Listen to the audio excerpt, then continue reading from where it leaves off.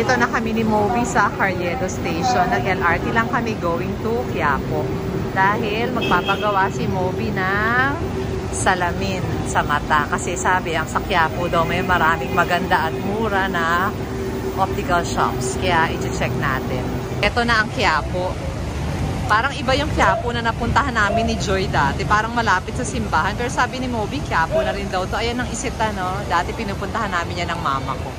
Tingnan nyo, totoo nga ang chismis. Marami talagang optical shops pala dito. Hahanap ka lang. Pero may sinasabi si Moby na pupuntahin namin eh. Na sinabi raw nung kaibigan niya, ni-refer ng friend niya.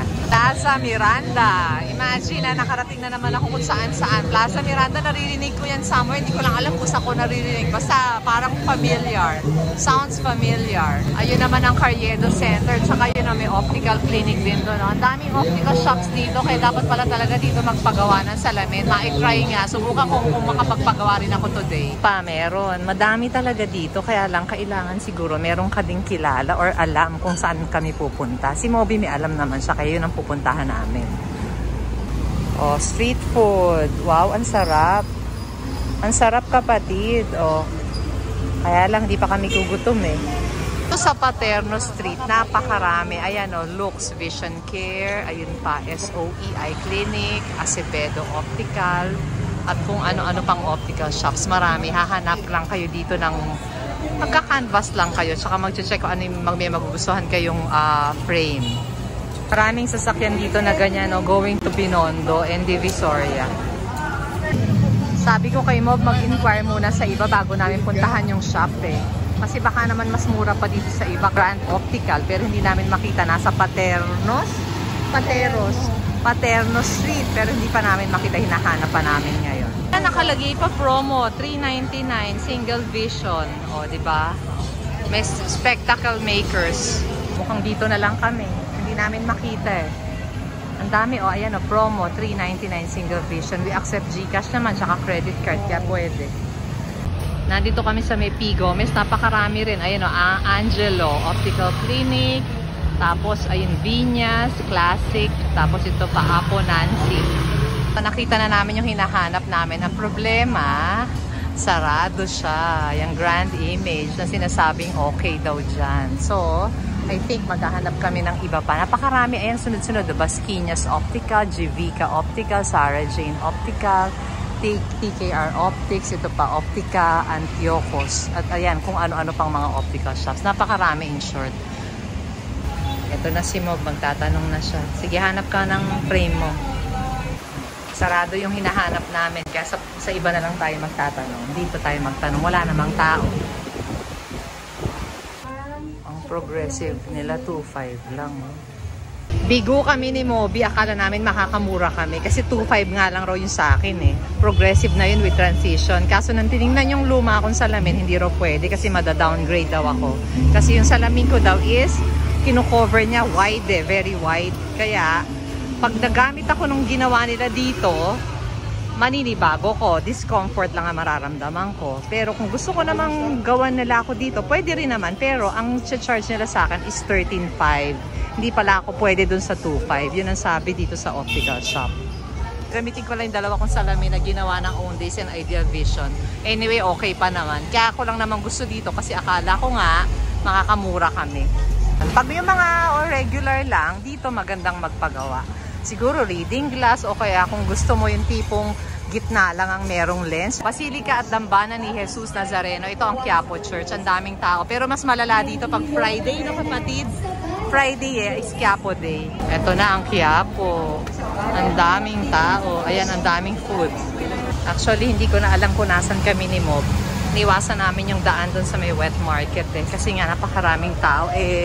Sabi ni Moby, mag-ingat daw ako kasi yung cellphone. Siyempre, hindi mo rin masabi. Yung mga vlog ko mawawala pag nawala ang cellphone ko, no? May mga tinda rin sila ng native. Ayan, native products. Ayan, no? Oh, walis ting-ting, feather duster. Kasi mga yan, wow. Kapatid, ang gaganda. Alam mo namang ito ang mga gusto ko, pero hanggang gusto lang. As usual, parang sa kultura. Diba? Pero for sure, mas mamura dito. Ewan ko rin, not sure. Pero palagay ko lang. Madami rin palang parol dito sa Quiapo. Lanterns. Ang gaganda, oh. Sa Quiapo to, ha. Tingnan nyo, 250 yung ganda. Walker na native. Ambador? Andador. Sabi ni Mob. Inabutan ko yan nung panahon ko.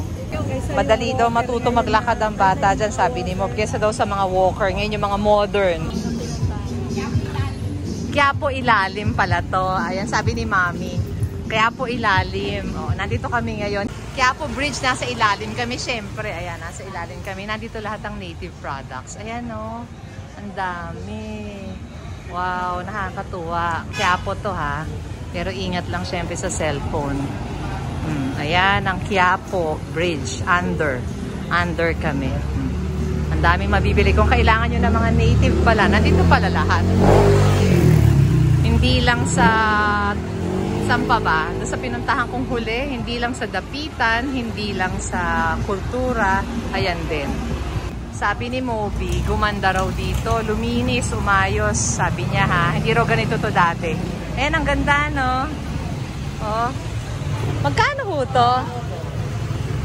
250? Ano ba yan? Ano ba to? Ang ganda. 350 with ilaw. 250 without ilaw. Sila na maglalagay. No? May colorful. Yung may ito yung parang yung katabi ho ng green. Yung katabi ng green. Magkano? 250. Patingin nga ako. Parang gusto ko yan. Ang ganda. Binenta ko sa marketplace. Ang mura-mura. Magkano ho to yan, no? Ganda. Oh, ito binili ko, 200 lang. Ang bait ni Mami, ang bait ni Madam. Binigay niya ng 200. Wala ba kayo yung parang pambalot na yung parang, ano yun, yung bubble wrap? Kasi baka masira. Ayan, oh, binili ko siya ang mura, oh. Basta wag kong dudumi, wag dyaryo. Oh, ang mura dito, oh, di ba? Pwede, oh. Kapatid, ayaw mo, ang ganda, oh. 200 lang. Nakakaaliw naman yung nabili ko, ang mura. Imagine, oh, di ba? Yan, maganda rin naman yan. Kaso gusto ko terno. Pero pwede rin. Para kay Mika. O yung nabili ko, ang ganda. Dito ako sa store na to nakabili. Ayan, ayan, ayan. Ang ganda, imagine. 200 lang yung lamp. Kaya lang, dapat ingatan ko siya. Baka mamaya palpak ko madala eh. Masira, madamage. Ang ganda ng mga native bags. So, yung pa, mga paypay. Mga kung ano-ano pang mga meron dito sa ilalim ng tulay ng Quiapo. Ang ganda nito, kapatid, ang laki. No, ang ganda. Gusto ko yan, ang laki. Tanong mo tong size na to. Shine. Kasi ito may walis na maliit. Oh, walis na maliit. Nakakatuwa rin pala dito sa Quiapo. Quiapo Bridge Under. Ayan pa, ayun pa. Marami pa dito. Ayun ang Quinta Market. Yun pala ang Quinta Market. Ayun, oh. Fishport. Marami palang stores dito na ganito. Ito pa, oh. Meron pa, oh. Tampipi. Di ba Tampipi ho ang tawag dyan? Tampipi, oh, di ba? Alam ko tawag, no? Magkano ho yung ito? Ayan ma'am, 1.5 po. 1.5. Kasama na yung figurines. 1.5. Ang dami rin pala dito, oh. Mga Christmas decors. Oh, dati kasi nung kami ni Joy nagpunta nun sa wet market, hindi naman kami nagpunta sa area nitong bridge ng Quiapo eh. Parang mas mura pa nga dito kaysa sa Dapitan actually. Kaya lang, hindi kasing dami nung meron sa Dapitan. Pero ang Quiapo is mas mura pala, sa totoo lang. Magkano raw yan, kapatid? O nga kahit maliit lang, ask mo yan. 1.1 daw yung maliit na yon. 1.1. Ito may Baguio na walis. Baguio walis, saka mga baskets. Ayan, oh. Ito pa, mga pampasko. Marami ditong pampasko rin. Puntahan nyo rin tong Quiapo pala. Quiapo Bridge sa ilalim. Ayan, dito kayo makakita ng mga pang-dekorasyon sa Pasko. Kagaya ng sa Dapitan din. Buksan nyo nga, pakibukas nyo. Tingnan nyo to, 500 lang. Ang clutch. Ang ganda. O, diba? Ang ganda. Tingnan nyo to, oh. 500. Pero ang ganda, no? Pero ibang kulay gusto ko yung parang brown or black. Kaya lang aaning ko naman. Last price na daw yung 500, sabi ni Manang. Black. Kapatid, wala ka bang atena na wedding? Wala ka bang atena na wedding? Di ba Manang, no? Pwede yan sa mga wedding. Magkano mga parol nyo? Ayan, for example, ayan, yan lang, yan. Aha. 1.8 hanggang? 1.5. Pakihawak yung nga ho ito. Oo nga. Maganda naman. Pupunta kami ni Moby sa Santa Cruz after. Titingin kami ng mga alahas. Kala mo naman bibili. Wala lang, para lang ma-vlog ko. Tingnan natin kung po pwedeng ma-vlog ang mga jewelries. Ay, ang ganda. Ang ganda. No, sa Vietnam meron. Iba naman yung dito. Maganda rin to. Mas maganda ba yan? Ano, parang ganito lang yung ay, yung matigas. Oo. Ewan ko, basta meron ako nun sa Vietnam din, bumili ako nun eh. Yan pa, ang dami pa dito. Ayan, itong buong to. Ito sa kabilang side to, yung pinanggalingan namin kanina, iba pa yon. Iba naman to. Ito ang pangalan, Paolo's Jude Handicraft Store. Ayan, more tindahan dito sa Quiapo. Ayun pa kapatid, yung lamp. Ang cute ng lamp. Mahilig ako sa lamp. Tingnan nyo mga prutas dito, durian native, atis. Dragon fruit, Alam niyo ba na dito sa Quiapo, napakamura ng gulay. Masashock kayo sa presyo ng gulay dito. Kaya lang hindi ko na videohan eh. Doon yun sa kasi doon yun sa area ng doon sa may market. Ayan ang excelente cooked ham. Yan ang sikat na sikat. Baka bibili ka kapatid. Hindi ako bibili. Ito rambutan, 50 pesos. So, wow, ang sarap. Ang hirap lang magdala. Nakakatuwa rin pumunta sa mga ganitong lugar kasi naalala ko nung time ng mama ko. Kami dito sa may Santa Cruz, may Cybels pa nga dito pero wala na ngayon. Wala kaming makainan mo, bahanap kami ng lugar na makakainan. Ganito style dito. Ayan mga kainan, lechon. Sarap. Kaso hirap naman. Hirap naman pumwesto. Marami rin ditong nagre-repair ng sirang alahas. Etong jewelry shop dito sa Ronquillo. Mamaya titingin kami dyan. Ayan mga alahas. Alahas dito sa Ronquillo Street sa Santa Cruz. Eto, dito kami kakain sa Ramon Lee. Naalala kong papa ko. Dito kami dinadala noon sa Ramon Lee. Eto na ang Ramon Lee. Naalala ko. Dito kami dinadala ng papa ko nung araw. Ayan Pansiteria since 1929. Ramon Lee. Hey. At least may nangyari sa lakad namin ni Moby. Matatry ko ulit tong Ramon Lee after so many years. Tingnan nyo itong binili ko sa Quiapo Bridge. Diba ang ganda? 200 lang yan. Imagine, kasama na yung bulb. Nandito kami ni Moby sa Ramon Lee. Kakain kami ng pansit. Biruin nyo itong Ramon Lee. Buhay pa, over the years. Ang tagal-tagal na nito. Panahon pa to ng mama at papa ko. Nung bata pa kami, ito na kami kumakain Ito yung pansit special diho na order namin. Hindi na namin mahintay yung chicken. Ito muna kainin muna namin. Gutom na kami. Alam niyo ba, 460 na yan. Hindi sila mura din masyado dito sa Ramon Lee. Hindi siya kamurahan. Diba kapatid na? Pupunta kami ni Moby sa mga subasta. Yung mga pawn shop na nagbebenta ng mga naremata. Repossess, remata na mga alahas. Ayun, nakikita yung Delicious Restaurant.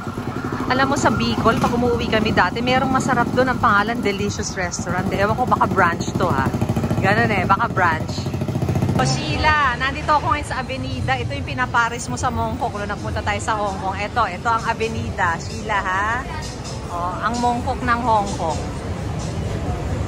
Andito kami sa Soler. Pag pala mga tiles, mga ganyan bathroom materials, dito pala marami.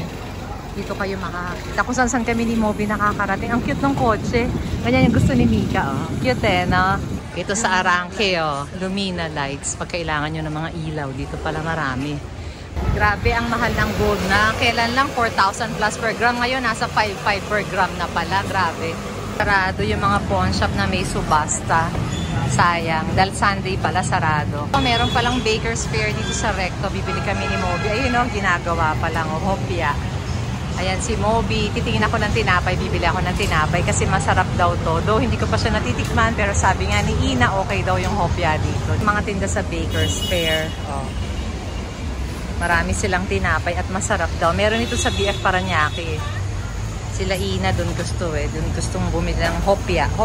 Basta hopya. Gusto nila dito. Ayan, ang mga tinda dito. Pasakay na rin kami ni Moby, pauwi na rin kami. Naalala ko sa Green Hills, ito yata yung binili nila senyora na pianono. Bibili ako nito. Yan ang bibiling ko. Pianono tsaka hopya na lang. Ito yun, yung dito na masarap na hopya. Talagang freshly cooked. Bagong luto. Diba, Misa, Bagong lutong hopya sa Baker's Fair. Ayun, ginagawa ni Kuya. Tapos ito siya. Ayan. Yan ang binili namin.